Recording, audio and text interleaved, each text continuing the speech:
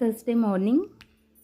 ಇವತ್ತು ನಾನು ದೇವಸ್ಥಾನದಲ್ಲಿ ಮಾಡುವಂತಹ ಚಿತ್ರಾನ್ನದ ರೆಸಿಪಿ ಜೊತೆಗೆ ಚಟ್ನಿ ಹಾಗೂ ಸ್ವೀಟ್ ಕಾರ್ನ ಬಳಸ್ಕೊಂಡು ಹೊಸ ರೀತಿಯಾಗಿ ನಾವು ಯಾವ ರೀತಿಯಾಗಿ ಬೋಂಡವನ್ನು ಮಾಡ್ಕೊಳ್ಬೇಕು ಅಂತ ರೆಸಿಪಿಯನ್ನು ಶೇರ್ ಮಾಡ್ತಾ ಇದ್ದೀನಿ. ನನ್ನ ಯಾರಿಗೆಲ್ಲ ಚಾನಲ್ನ ವ್ಲಾಗ್ಸಲ್ಲಿ ನಾನು ರೆಸಿಪಿಯನ್ನು ಶೇರ್ ಮಾಡಿರ್ತೀನಿ.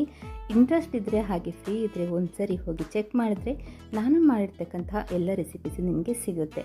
ತುಂಬಾ ಟೇಸ್ಟಿಯಾಗಿ ಮತ್ತು ತುಂಬ ಈಸಿಯಾಗಿ ಈ ರೆಸಿಪಿಯನ್ನು ಮಾಡ್ಕೊಳ್ಬೋದು. ಟೇಸ್ಟ್ ಅಂತೂ ನಿಮಗೆ ಟೆಂಪಲಲ್ಲಿ ಯಾವ ರೀತಿ ಸಿಗುತ್ತೋ ಅದೇ ರೀತಿಯಾಗಿ ಟೇಸ್ಟ್ ನಿಮ್ಮ ಮನೇಲಿ ಸಹ ಟೊಮೆಟೊ, ಕಡಲೆ ಬೀಜ ಇದಕ್ಕೆ ಯಾವುದೇ ಯೂಸ್ ಮಾಡ್ಕೊಳ್ಳೋದೇ ನಾವು ತುಂಬಾ ಸಿಂಪಲ್ಲಾಗಿ ಹಾಗೆ ತುಂಬ ಟೇಸ್ಟಿಯಾಗಿ ಈ ರೆಸಿಪಿನೆಲ್ಲ ನಾವು ಈಸಿಯಾಗಿ ಮನೇಲಿ ಮಾಡ್ಕೋಬೋದು.